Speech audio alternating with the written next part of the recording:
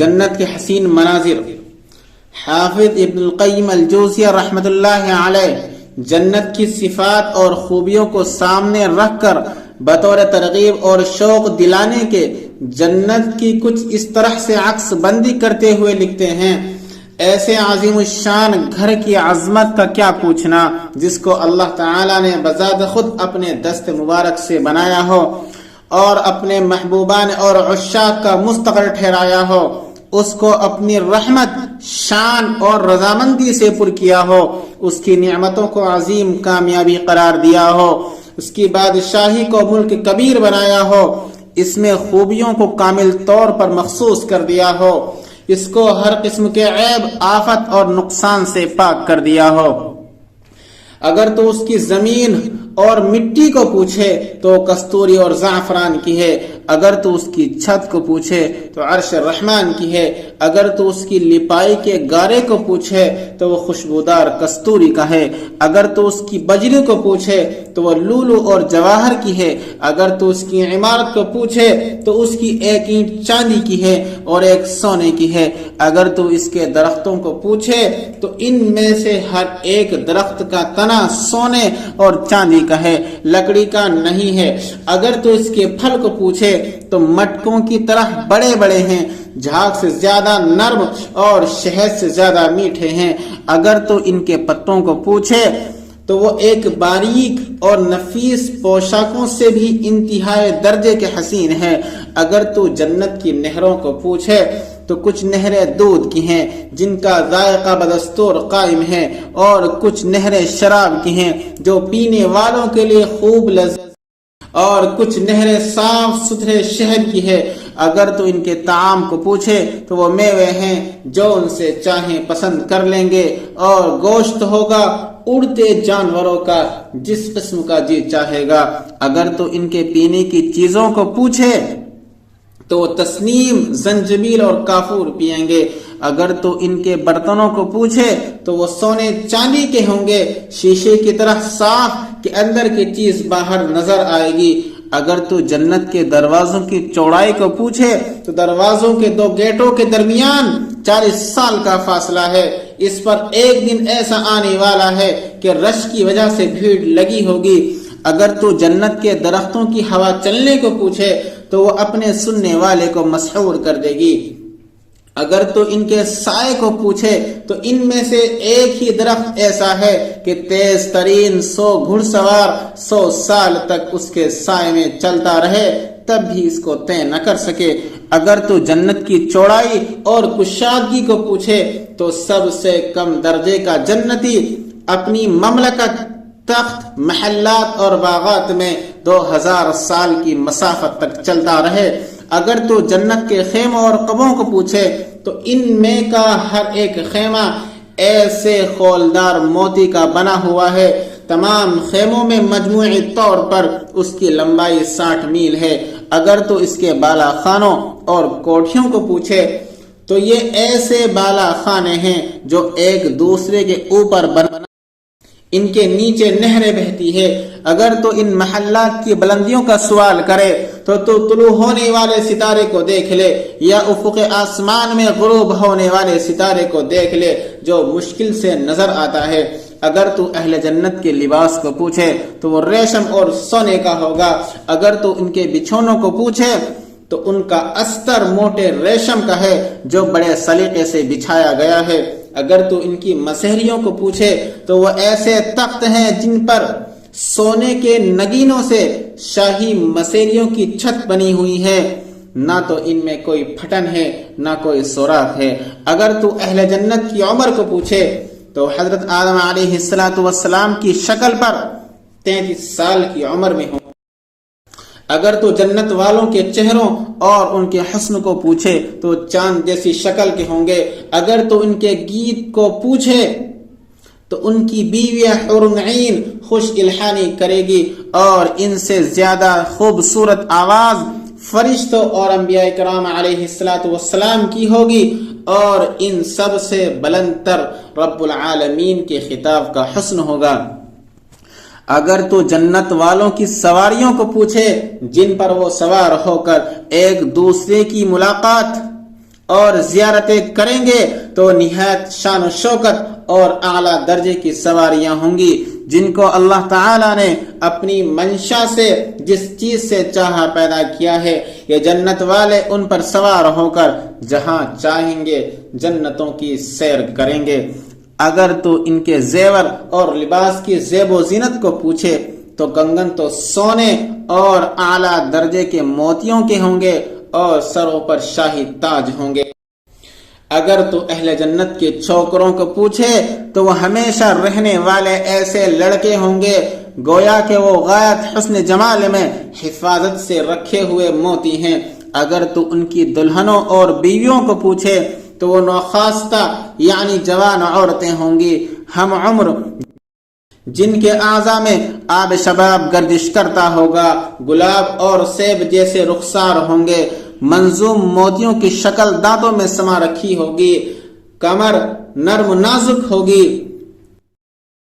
جب چہرے کا جلوہ دکھائے تو سورج اس کے مکھڑے کی رعنائیوں میں لہلہاتا ہو، جب مسکرائے تو بجلی اس کے دانتوں سے چمک اٹھے، جب تیرا اس کی شیفتگی سے آمنا سامنا ہو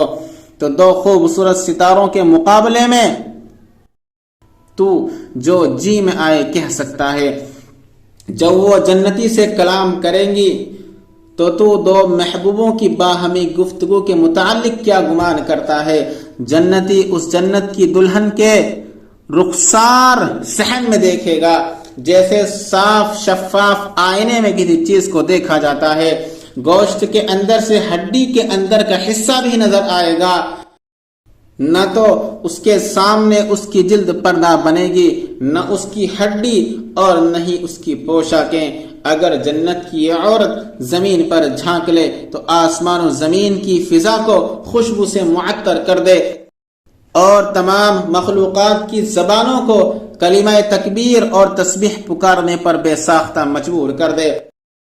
اور اس کی وجہ سے دنیا کے دونوں کنارے سج جائیں اور اپنے غیر کے دیکھنے سے تمام آنکھوں کو بند کرا دے، اور ہاں سورج کی روشنی کو ایسے ماند کر دے جس طرح سے سورج ستاروں کی روشنی کو ماند کر دیتا ہے، اور روئے زمین پر بسنے والے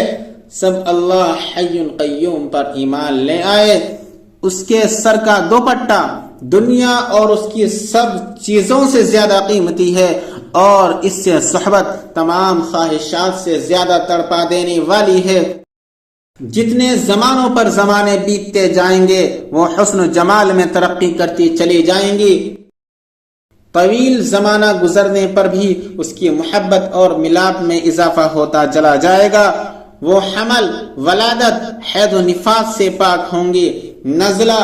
بلغم، پیشاب، پاخانہ اور دیگر گندگیوں سے بھی پاک ہوں گی۔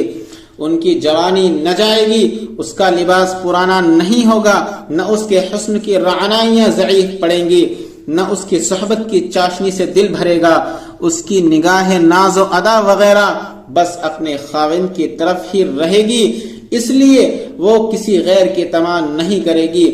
ایسے ہی جنتی مرد کی نگاہ اور چاہت اس حور کی طرف رہے گی، اور یہی اس کی تمنا ہے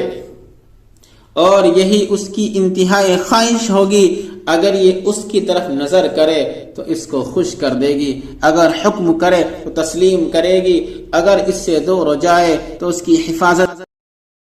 یہ اس حور کے ساتھ ساتھ رہے گا، خواہشات اور پاک دامنی کے ساتھ۔ یہ ایسی ہے جس کو کسی اور انسان اور جن نے ہاتھ تک نہ لگایا ہو۔ جب جنتی اس حور کو دیکھے گا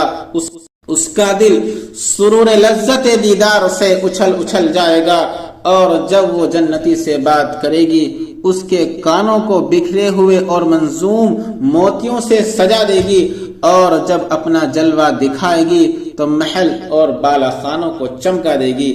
اگر تو ان کے سن کو پوچھے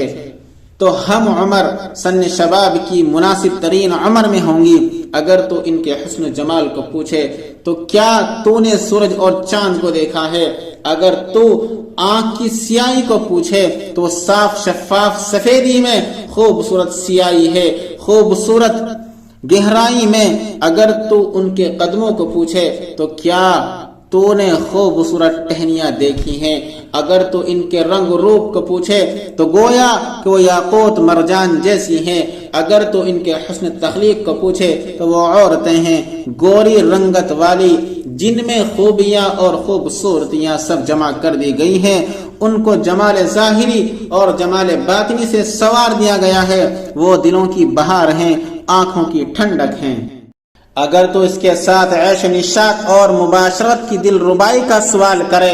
اور وہاں کے مزے کو پوچھے تو وہ پیار کرنے والی، خاوندوں پر مرنے والی، خاوندوں کے حقوق کو حسن اسلوب سے اسی طرح سے ادا کرنے والی جس ذوق سے وہ شاہد کریں گے۔ تمہارا اس عورت کے متعلق کیا خیال ہے جب خاوند کے سامنے مسکرائے اور اپنی مسکراہٹ سے جنت جگمگا ڈالے؟ اگر وہ ایک محل سے دوسرے محل میں منتقل ہو